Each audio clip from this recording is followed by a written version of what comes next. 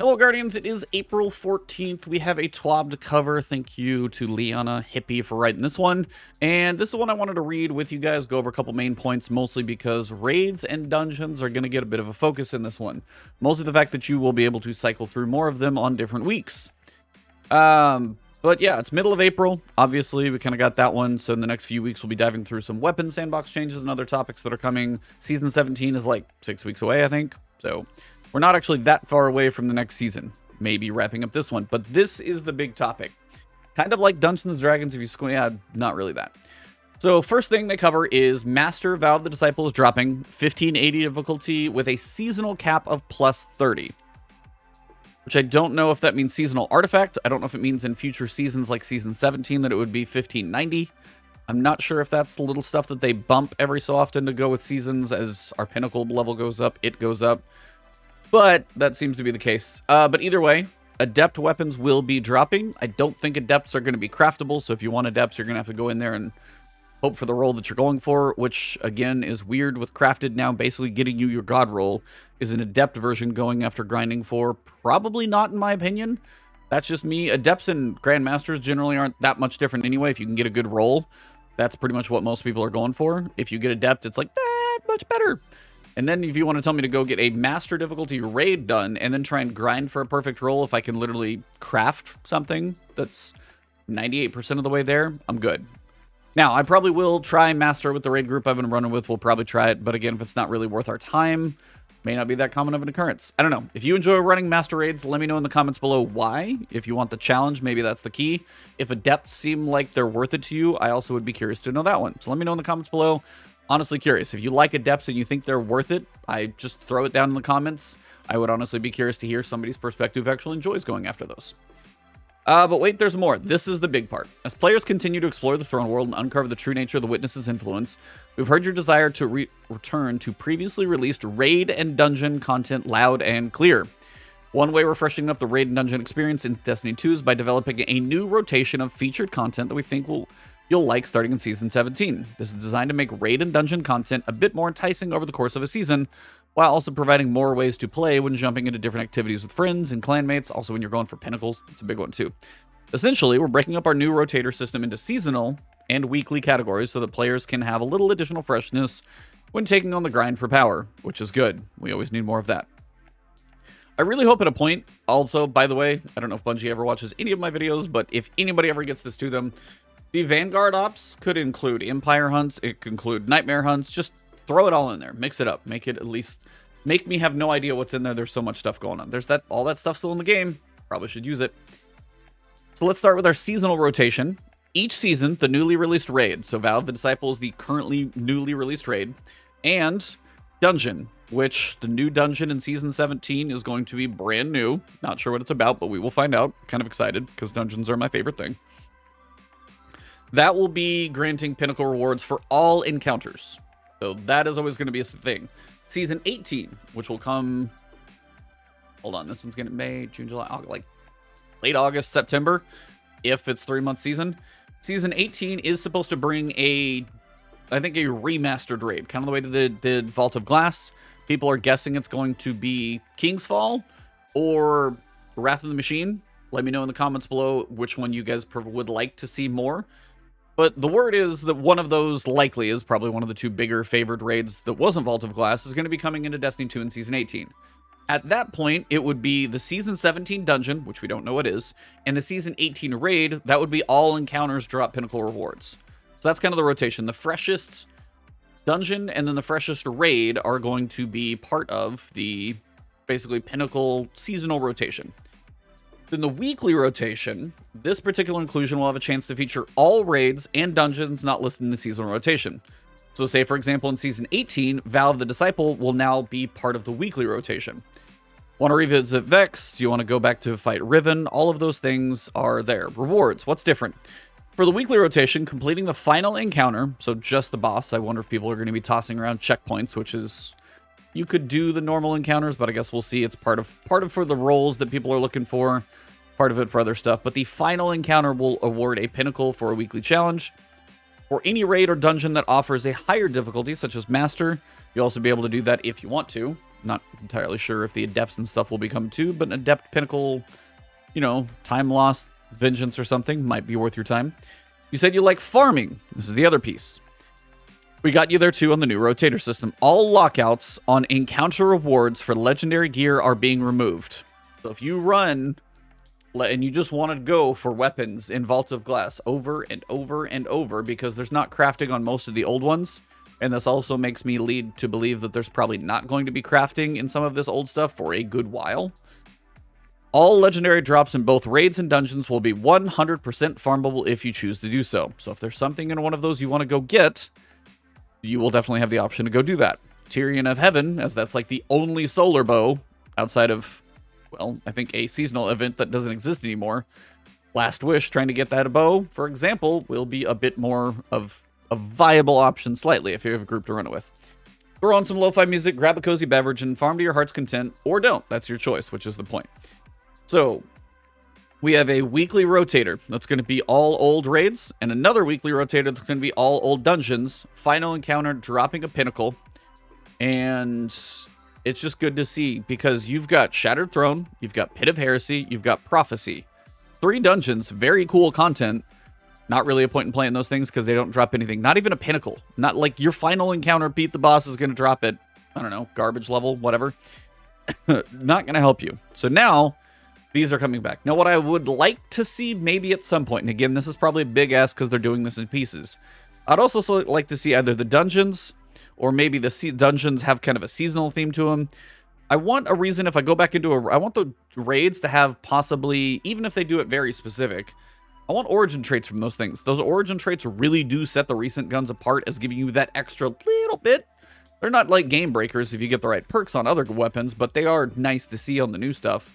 So if they can get origin traits on some of these other things going in there, I will be excited to see it. And I will be curious to see. We have a new dungeon, and we're going to have origin traits being live, so I will be very curious how that thing is classified. If it's based on a seasonal thing or what, but origin traits have been a nice little addition for that little extra tweak if you want it, so I'm kind of curious what they do with those. Be nice to see them use them in the old ones, but that would also probably be a lot of work depending on balancing and how do they add it to old, I don't know. But yeah, would be nice to see that, but at least we should be seeing it in the newer ones, I would imagine.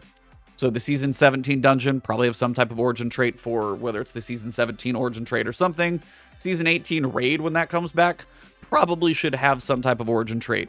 If it's King's Fall, I would imagine something related to that. If it's Wrath of the Machine, that's going to get some spicy Siva content. So very interesting, but this is just a nice addition. I think it's most of the way there. I mean, the Pinnacles are nice. The farmability is actually very nice if you're going for certain roles in raids or dungeons. Dungeons is less about the roles of the weapons. There's not usually any stuff in dungeons that's like too specific. I know in dungeons, like Prophecy, people were farming the Trials of the 9 weapons. Those are very old but hard to come by, so that might be something people farm for. Anyway, expect more dungeon guides from me because that will definitely be a thing, and raid guides, we'll work on those. I gotta do a Vow of the Disciple raid guide first. Patch preview. Some things coming on Tuesday the 19th. There's an issue with teams wiping in Master Wellspring when the objective is only a few seconds away. Spawnable objects were spawning outside of bounds. That's bad news. Altar of Reflection. Altar Reflect should be fixed for people, so if you've had issues, that's good. Rolk would suddenly become shy and no longer transition back. I've had that before. Glad to see that's getting fixed. Caretaker's dynamic health threshold UI would not consist. I have no idea what that exactly means.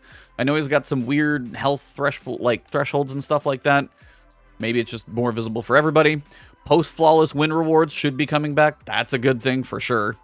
Text chat, virtual keyboard, and also just be able to see system messages mostly on consoles, what this is for. Might have to test that out with Cognito, but that's actually just a good thing for text messages. Hopefully to make it to you guys if you're not on PC, because I use those every so often. Now, I read through this once, and I stopped myself in the take. But I have to read this, I'm going to let it digest, and then I'm going to read it again. Weapon crafting. Added a consumable item that allows viewing of element counts. This can be acquired through the relic conduit. This is not a limited item. You can discard and reacquire it at any time. So it is a consumable item. It's not... It says consumable. So I don't know if it has charges. I don't know if it's going to have a cost. But what made me just crack up is the fact that in Season 17, they're taking away the Ruinous, the Adroit, the Drowned. They're taking away all the legendary elements, all the purple ones. We're still going to have probably Ascendant Alloy for the enhanced traits. And Neutral Element, I still think that buff needs, that total balance needs buffed up as well. Or the total currency cap. But they're moving most of those element counts away. So I can understand part of it. That they don't want to put take work to put in the UI and balance and probably move things around to give us like 5 or 6 different currency counts that are just going to be taken away in 6 weeks. But now we're down to like Neutral and Ascendant Alloy, which is something we already see in our current consumables.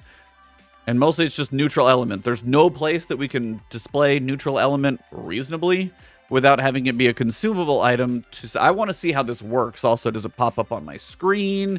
Is it a display on the side? Is it on the kill feed? I don't know where this is going to be. But it just cracks me up. This is how I know we had weapon crafting like beta phase. And shout out to Bungie. I know you guys are working on it. There's a lot of things I like about it. There's definitely some things I don't. This is one of those things where it came in real hot. And this is kind of their band-aid to fix the element counts that you can't see unless you go to actually craft a weapon or have a weapon with that thing on it. So give it about 6 weeks. This may not even matter after a little while. But for now, it just cracks me up that this is here. And my previous take was just, I literally read added a consumable and I couldn't stop, but just, I had to like gather myself. So we're just going to accept this as is. And hopefully in about 6 or 7 weeks from now, less of an issue. But in Season 17, if I have to pop this consumable to see how much neutral element I have, probably going to have some issues with that. So I hope this is fixed in 6 weeks. Otherwise, Anyway, Artifact. This one reads weird. Players with all 25 artifact mods unlocked. That alone should be a weird... That should make the rest of this weird. Can still reset the artifact. Why? You've literally unlocked them all. You're done. Don't touch it. Just pick whatever mods you want. You got them all. For no additional glimmer cost. I mean, that should always be no additional glimmer cost. Please, if this ever makes it to anybody at Bungie's ears, please, resetting the artifact should be this much. 0. If you want to mix up match with different builds before you get to unlocking all of them, keep it free. That does not need to be a glimmer dump. Just doesn't. I know they lower the cost, but it just should be 0. Just reset, do it again. Once all 25 artifact mods are unlocked, resets from that point are free. Should be free all the time, that's my opinion, but it's also if you unlock all 25, why would you reset it? I don't know. If you can explain that to me, drop that in the comments. Otherwise, just be as lost as I am. It's fine. Abilities. Fix an issue where Devour would sometimes grant less buff time if multiple targets were killed in quick succession. That actually seems like a good thing. Like if you get a Dragonfly explosion, 4 little enemies die, and you don't get the buff from the multiple kills, that seems like a good thing that should be fixed. Added aim assist targeting to enemy Axion bolt secondary projectiles to help players hit bolts that are chasing them. If this is coming from like enemy, like PvE enemy Axion bolts and you could shoot them out of the air, that would help a little. PvP, I'm usually just running away. Upcoming patch will also tackle stability issues, crashes, and fixes. Always can't get enough of those. Xur's wonky stats. So Xur will be a little funky this weekend. So if you guys see this video, I will still do a Xur video tomorrow. The rolls can be good. They can be in the 60s again. So that part's fixed. But what we see on the display for at least, 5 more days is not going to be what you get when you buy. Now, I don't know if it's random or if it's just something else. I might actually have to see if people buy any of the exotics, if they get a different roll, if they could, lend me the information. We'll just have to see. But either way, stay tuned. Xur is almost back to normal. And also, Rahul's destination materials will resume rotating. But yeah, so most of that's for a patch on Tuesday. Good to see that's actually coming soon. Player support. Xbox Game Pass. By the way, Game Pass PC players. If you didn't know it, and you probably didn't, you lost access to Forsaken, Shadowkeep, and Beyond Light on 3 days ago. Monday. So, yeah. If you want to play, I would be looking for the big legendary combination bundle pack of probably like $30. If you were playing that stuff for free and now you're just in Witch Queen, either Forsaken or Shadowkeep, I think, is required for the middle subclasses. And those are going to get, tweaked with Light and Arc 3.0. Beyond Light's needed for Stasis. If you're missing any of those and you were playing for free for a while, or at least part of Game Pass, it's probably your time to pick up the rest of the game. Just try and find it on sale. They happen every so often, so if you don't have it now, look for a sale, wait for a sale, buy it as a bundle deal. It's old content, so yeah, get it cheap. Yeah, update 4.0 on Tuesday. You will get kicked out of the game 15 minutes before, so Xur will not be held hostage. I don't think there's too much in here with regards to known issues that should be fixed. The Lucent Executioners, that's one of those Throne World things that you can kind of chase around on a daily basis, should be fixed, so they actually will be back on rotation. The new sheenness on gear, not persisting permanently, should go away. The Warlock Devour Timer, that should be fixed. The Cleaver Emblem, the one coming from basically contest mode extension, should be finally coming out soon. And then the final thing is you got, for one, Amaze. If you guys don't follow him, please go follow him. Great content creator. Had him on the podcast. Ultra nice dude. Very talented. I don't know what this one is. I will have to check it out. Artist of the Week. This is very fitting because Mechs won. Now it was close, I will tell you guys. Team Mech won by a hair. 52% of the votes for Mech. 48% of the votes for Team Monster. So it's very, very close. But Mechs did win out, so these are the armor sets. In this is conceptual fashion. They'll look a little different in game. But in concept, this is what we're going to get in Festival of the Lost, which I don't know what they're going to do with in the fall, because Mercury is definitely gone. I feel like even more than before. So we will see what they do with Festival of the Lost, but Mechs won. Monsters didn't quite get there. I do think the Godzilla cloak should be like somewhere put in. Warlocks actually look pretty cool. I just can't do the whole Titan one, so I'm sorry. I had to go Mech. Outside of that, they said, as we approach the next part of the story, as Season of the Risen continues, I don't know if we're going to get more story stuff, but it feels like maybe. We're excited to reveal what's next for Guardians and their corresponding shenanigans. Keep tuned here. They've got weapon changes, Gambit Labs, and more. Other than that, stay hydrated. And that is it for the TWAB. So if you guys enjoyed this one, tune in for the podcast tonight, The Last Word, 7 p.m. Eastern, right here on YouTube. If you don't catch it live, find the archive. Should be up on the channel. I've got a really nice guy coming on, just ultra nice dude who's, you know, done solo GMs and stuff like that. So be curious to kind of pick his brain at the state of where we are right now. And then, of course, if you guys want to find me on Twitter, it's Ebontis, streaming twitch.tv/Ebontis. Destiny or Elden Ring are my two lately. When Elden Ring finally wraps up, still not sure when, do a little bit more other variety stuff. And then, of course, here on YouTube, if you haven't subbed yet and you enjoy it, hit that sub button, hit the alert bell. And for those of you who already have and who have become members or Patreon subscribers, thank you for the extra support. All of you are amazing. I'll see you soon.